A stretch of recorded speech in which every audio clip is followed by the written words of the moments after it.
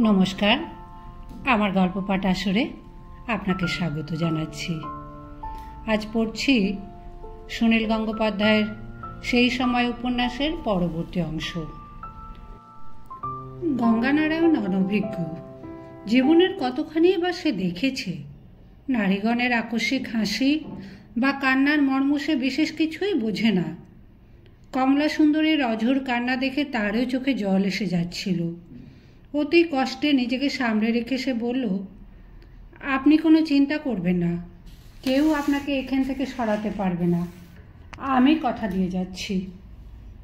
পাশের যে ঘরটিতে রামকমল সিংহ শেষ নিঃশ্বাস ত্যাগ করেছিলেন, কমলা সুন্দরী সেই ঘরটিতে গিয়ে কাঁধে আঁচলের খুঁট জড়িয়ে হাঁটু গেড়ে বসে পড়ল।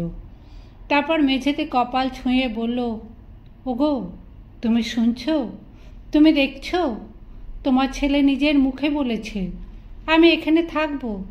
তোমার সুযোগ্য ছেলে, হীরের টুকরো ছেলে, সে আমায় মা বলেছে। গঙ্গানারায়ণ সিঁড়ির দিকে এগোতে যেতেই তিন সহচরী তাকে বলল, আপনি মানুষ নন গো, আপনি দেবতা। কথা দিন আপনি মাঝে মাঝে আসবেন, আমাদের একটু সেবা করতে দেবেন গো। গঙ্গানারায়ণ বলল, না, সেরকম কথা দিতে পারি না, তবে ভয় নেই, তোমাদের কেউ বিরক্ত করবে না। সিঁড়ি দিয়ে নামবার সময় গঙ্গানারায়ণ অনুভব করল তার সর্বশরীর কাঁপছে।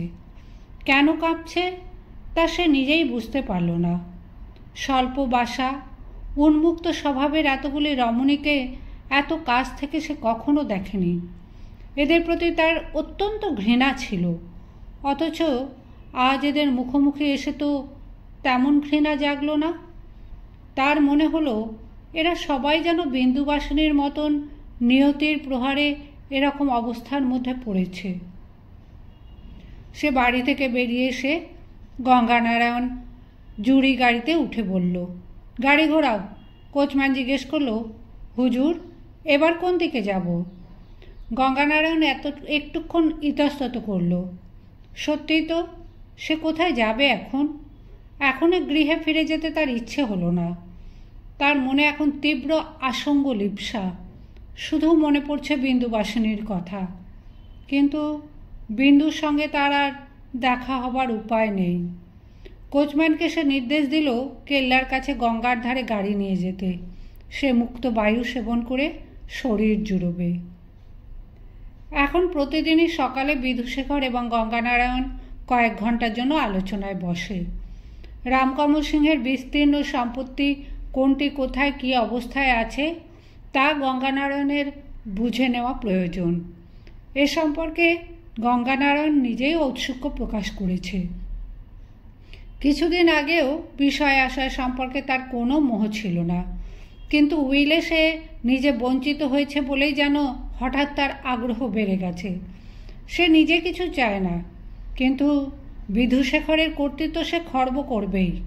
ভবিষ্যতে নবীন কুমার যখন সাবালাভ হবে, তখন গঙ্গানারায়ণ সম্পূর্ণ সম্পত্তি তার হাতে তুলে দেবে। সিংহ পরিবারকে সে বিধুশেখরের রাহুগ্রাস থেকে মুক্ত করবেই। কথাবার্তা হয় অতি শুষ্কভাবে, আগেকার সেই স্নেহ শ্রদ্ধার সম্পর্ক আর নেই। বিধুশেখর এখনও তার ব্যক্তিত্বের প্রভাব খাটিয়ে গঙ্গানারায়ণকে জালে আবদ্ধ করতে চান, কিন্তু গঙ্গানারায়ণ আর কোনোদিন সেরকমভাবে অভিভূত হবে না। আলোচনা শেষ হবার পর বিধুশেখর বললেন, এই পর্যন্ত মোটামুটি তুমি বুঝলে, এবার তুমি ইব্রাহিমপুরের তালুকটা ঘুরে দেখে এসো। সেখানকার প্রজারা বেগরবাই করছে। আমি বলি কি, ওদিককার নীল চাষের কারবারটা সাহেবদের কাছে বেচে দেওয়াই ভালো। সাহেবদের সঙ্গে নীল চাষের ব্যাপারে আমরা জুঝতে পারবো না। গঙ্গানারায়ণ বলল, দেখি, আমি নিজে একবার দেখে আসি। তারপর গঙ্গানারায়ণ অকস্মাৎ খুব সংক্ষিপ্তভাবে বলল, জানবাজারের বাড়িটা আমরা ছেড়ে দিচ্ছি। কথাটা বলেই গঙ্গানারায়ণ উঠে দাঁড়ালো, যেন এ বিষয়ে আর কিছুই আলোচনার প্রয়োজন নেই। বিধুশেখর বিস্মিতভাবে বললেন, জানবাজারের বাড়ি? কোন বাড়ি? যে বাড়ি ডম অ্যান্টনির কাছ থেকে কেনা হয়েছিল? গঙ্গানারায়ণ বলল, হ্যাঁ, সে বাড়ি আমার পিতা আমাদের ভোগে লাগাবার জন্য কেনেননি, সে বাড়ি তিনি অন্য একজনকে দিয়ে গেছেন। অন্য একজনকে দিয়ে গেছেন? কাকে? কাগজপত্রে কোথাও তার উল্লেখ রয়েছে? আমাকে দেখাও দেখি। লেখা না থাক, তার মুখের কথাই যথেষ্ট। বিধুশেখর গঙ্গানারায়ণের কথাটা উড়িয়ে দেওয়ার চেষ্টা করে জোর দিয়ে বললেন, না না, ওসব কোনো কাজের কথা নয়। দেবদ্বিজে দান করলেও না হয় পরকালের কাজে লাগত। না দেবায়ও না ধর্মায়ও এক বেশ্যামাগির ভোগে লাগবে ওই অত বড় বাড়ি? ছ্যা, একটা মামলা ঠুকে দিলেই মাগি বাপ বাপ করে পালাবে। গঙ্গানারায়ণ বিধুশেখরের মুখের উপর থেকে চোখ সরিয়ে নিল না। অকম্পিত গলায় বলল, না, মামলা ঠোকবার দরকার নেই। আমি কথা দিয়েছি, ও বাড়ি আমরা দখল নিতে যাব না। কথা দিয়েছ? কাকে কথা দিয়েছ? আপনি তার নাম জানেন। আমার পিতার মৃত্যুর সময় আপনি তাকে দেখেছিলেন। কমলা বলে সেই ছুরিটা? তাকে তুমি কথা দিয়েছ? তাকে তুমি কোথায় দেখলে? আমি গিয়েছিলাম ও বাড়িতে। তুমি গেছলে? তুমি কি কাজ আজকাল ওইসব পাড়ায় যাতায়াত শুরু করছো নাকি? হ্যাঁ, ভাবছি মাঝে মাঝেই যাব। এ বিষয়ে তো আমি আপনার কাছে কোনো শপথ করিনি। গঙ্গানারায়ণ ঘর থেকে বেরিয়ে যাচ্ছিল। বিধুশেখর বজ্রগম্ভীর কণ্ঠে ডেকে বললেন, শোনো, তুমি ওই কমলা ছুরিটাকে কথা দিয়েছ কোন এখতিয়ারে?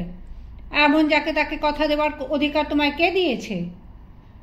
দ্বারের কাছ থেকে মুখ ফিরে গঙ্গানারায়ণ শান্ত অথচ দৃঢ় স্বরে বলল, আমি মায়ের অনুমতি নিয়েছি।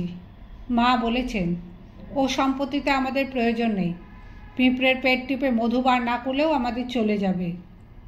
তোমার মাকে বলেছ যে তুমি রাতের বেলা অবিদ্যাদের বাড়িতে যাতায়াত করছো? হ্যাঁ, বলেছি। তোমার মা তো আমার সঙ্গে পরামর্শ না করে কখনো কোনো বিষয়ে মত দেননি। খুড়োমশাই, আপনি জানেন যে আমি মিথ্যে ভাষণ করি না। আপনার সন্দেহ হয় নাকি? মাকে আমি জিজ্ঞেস করে দেখবেন। দাঁড়াও, তোমার মা বলে থাকলেও তিনি ভুল বুঝে বলেছেন। আমি বলছি, এ মামলা হবেই। আমার মা যতদিন রয়েছেন ততদিন আমার মতামতের একটা মূল্য থাকবে, এমনই দলিল করা হয়েছে। আমার মা যদি আমার ওপর থেকে বিশ্বাস ফিরিয়ে নেন তবে সেদিন সেই মুহূর্তেই আমি এ বাড়ি ছেড়ে চলে যাব। আমি বলছি, এই মামলা হবে না। বেয়াদব, আমার মুখে মুখে কথা! তোর মা আমার চেয়ে তোর কথা বেশি শুনবে? তা আমি জানি না, সে কথা আপনি নিজেই জিজ্ঞেস করে জেনে নেবেন তার কাছের থেকে। ওই একটা নচ্ছার মেয়ে মানুষ, বিষধর সাপ, এর মধ্যেই আবার খদ্দের জুটিয়েছে। ওই হারামজাদা জগমোহন সরকার ওর কাছে নিয়মিত যায়, সব খবর আসে আমার কানে। সেই কাল নাগিনীকে আমরা একটা বাড়ি ছেড়ে দেবো? কখনো না, এ মামলা হবেই। গঙ্গানারায়ণ কয়েক মুহূর্ত চুপ করে রইল। তার মনশ্চক্ষে ভেসে উঠল কমলা সুন্দরীর বৈধব্য বেশ, শুদ্ধা সতীর মতন মুখশ্রী, যেন কমলা সুন্দরী নয়, বিন্দুবাসিনীরই ওই আর এক রূপ। সে আবার বলল, আমি কথা দিয়েছি, ও বাড়ি ওরই থাকবে। আর কোনো মন্তব্য না করে গঙ্গানারায়ণ চলে গেল সেখান থেকে। তার বুকের মধ্যে দারুণ উত্তেজনা। সরাসরি এই প্রথম সে বিধুশেখরের ইচ্ছার বিরুদ্ধতা করল। তবে এই তো সবে শুরু। একটা মোহময় সুখও অনুভব করল সে, যেন সে আজ বিধুশেখরের কাছে বিন্দুবাসিনীর ওপর অত্যাচারেরই শোধ নিল। বৈঠকখানা ঘর থেকে বেরিয়ে এসে গঙ্গানারায়ণ শহীদদের ডেকে গাড়িতে ঘোড়া জুতবার হুকুম দিল। আজ দেবেন্দ্রনাথ ঠাকুরের বাড়িতে ব্রাহ্ম ভক্তরা মিলিত হবে। গঙ্গানারায়ণের বন্ধু রাজনারায়ণ তাকে বিশেষভাবে অনুরোধ করেছে সেখানে যেতে। ব্রাহ্মদের সঙ্গ গঙ্গানারায়ণের ভালো লাগে। একসঙ্গে এত রুচিসম্পন্ন বিদগ্ধ মানুষের সমাবেশ গঙ্গানারায়ণ আর কখনো দেখেনি। রাজনারায়ণ তাকে অনেকবার বুঝিয়েছে ব্রাহ্ম ধর্ম গ্রহণ করবার জন্য। মনের দিক থেকে গঙ্গানারায়ণের কোনো বাধা নেই। সে শান্তি চায়। জ্ঞান মার্গী ধর্ম আলোচনায় ও সমাজ সংস্কারের চিন্তায় নিযুক্ত রয়েছে ব্রাহ্মরা। তাদের সংসর্গে গঙ্গানারায়ণ বিশেষ উৎসাহ বোধ করে। একবার তার ইচ্ছে জাগে সব ছেড়ে ছুড়ে ওই কর্মযজ্ঞে ঝাঁপিয়ে পড়তে। কিন্তু গঙ্গানারায়ণের জননী হয়তো গঙ্গানারায়ণের বারনারী গমনও মেনে নিতে পারবেন। গঙ্গানারায়ণের যদি সত্যিই বাসনা হয় তাহলে সে অনায়াসেই একটি নিজস্ব রক্ষিতার সঙ্গে বিলাসে ডুবে থাকতে পারে। তার জন্য সে খুব সহজেই এস্টেট থেকে টাকা নিতে পারবে। অথচ গঙ্গানারায়ণ যদি ব্রাহ্ম হতে চায় তাহলে হুলস্থুলু বেঁধে যাবে। বিম্ববতী হাতে আত্মহত্যাই করে বসবেন। ব্রাহ্মণরা ঠাকুর দেবতা মানে না একথা শুনে একদিন বিম্ববতী বলেছিলেন, কোনো ছেলে যদি এমন অনাচেষ্টি করে তবে তার মুখ দেখাচ্ছে তার বাপ মায়ের মরে যাওয়াই ভালো। গঙ্গানারায়ণ আরও কিছু বলতে যাচ্ছিল। বিম্ববতী কানে আঙুল দিয়ে বলেছিলেন, না না বলিস নি, অমন কথা শোনাও পাপ। সেই দৃশ্য গঙ্গানারায়ণের মনে পড়ে। এই মাতৃদায় সে এড়াবে কি করে?